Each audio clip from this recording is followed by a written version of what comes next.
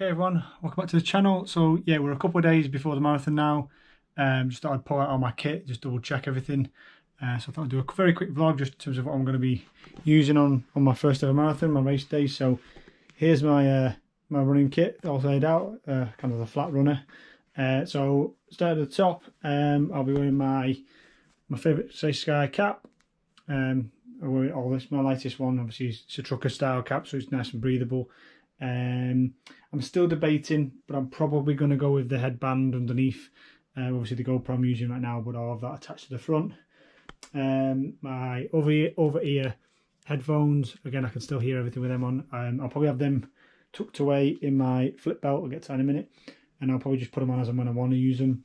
But I'm probably going to stick them on maybe in the mid section of the race when things get a bit, not boring, but get a bit tough, and I need just something to pass the miles by. I'm wearing obviously my branded running vest. First time I've ever worn this, but again I've worn these high estate type of vests before, so there's no issue with that. So yeah, I'll be wearing that, and then again I'll be wearing my flip belt.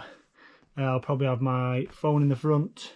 I'll probably have one gel in the back, and my headphones will probably be on one of the sides as well.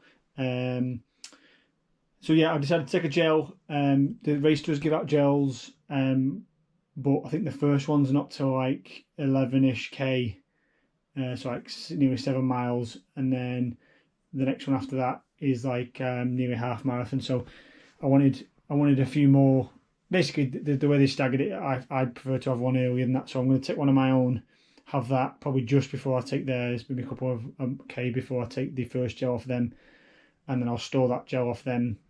And take that, and probably take that before the next one. So basically I'll slightly stagger the gels. Basically by taking them on, I can push their ones back a bit, which then gives me more spread out gels. And then yeah, shorts now. So yeah, I'm wearing my caramel shorts. These are my lightest shorts, very light, but one zip pocket at the back, but I don't use it. It's just basically my lightest pair of shorts I've got.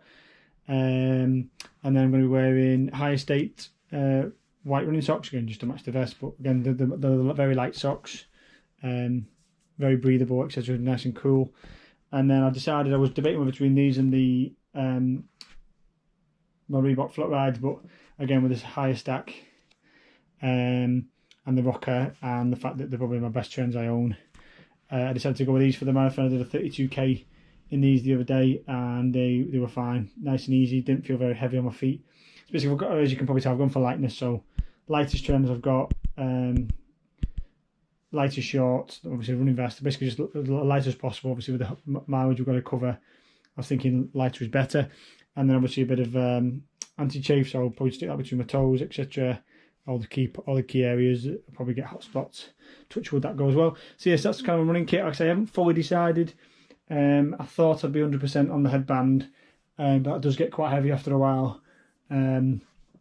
Pros of that are that basically the pros of the headband are that I'm hands-free the entire race, so that is a massive positive. I don't have to fiddle with anything. I can literally just turn it on and off from there, and again I don't have to touch it. It can take POV for the whole time. I can talk whilst it's in that POV position, so that's a massive positive. But the other positive of the handheld, I wouldn't take the selfie stick. I'd literally just take the camera, and again I can tuck that away in my belt, so there's a positive of that, but it's a bit fiddly. I've got to get stuff out whilst running, so I'll probably lean towards the headband. I can always take that off my head if I need to and hold it for a bit if I needed to. So yeah, so yes, that's the rough plan. I'll probably go with the headband just for the slightly more positives, and it's a bit easier to film that way.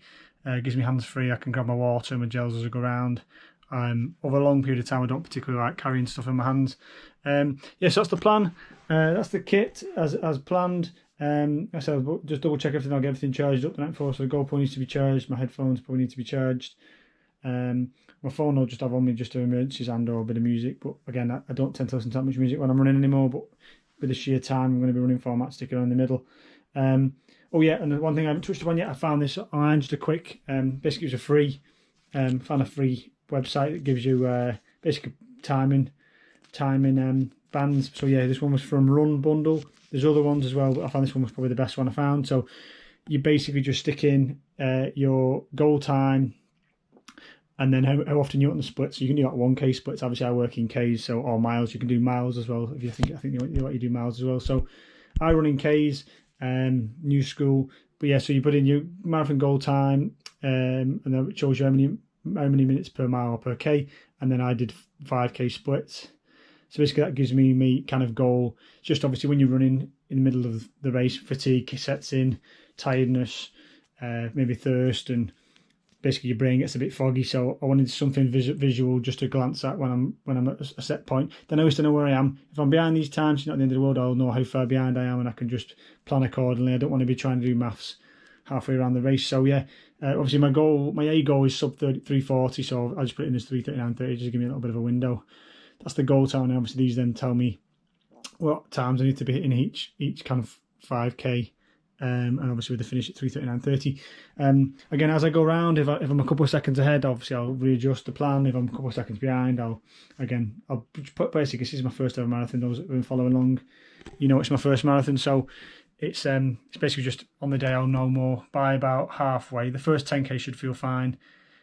By about halfway, 21K, I should get a feel of the pace. Can I hold it for another 21K, or am I going to have to go faster because I feel good, or am I going to have to go slower because I'm flagging, etc. So yeah, I won't know that about halfway.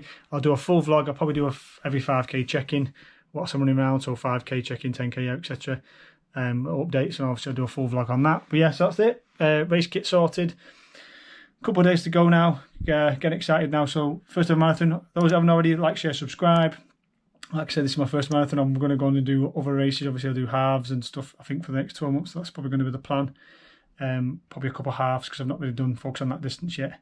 This is the first marathon. I'll get that boxed off as a big tick. 5 and 10Ks times have improved this year. I'll probably focus on halves for the next 12 months, and then we'll go from there. But yeah, as always, like, share, subscribe. Thank you for watching. I will see you on race day.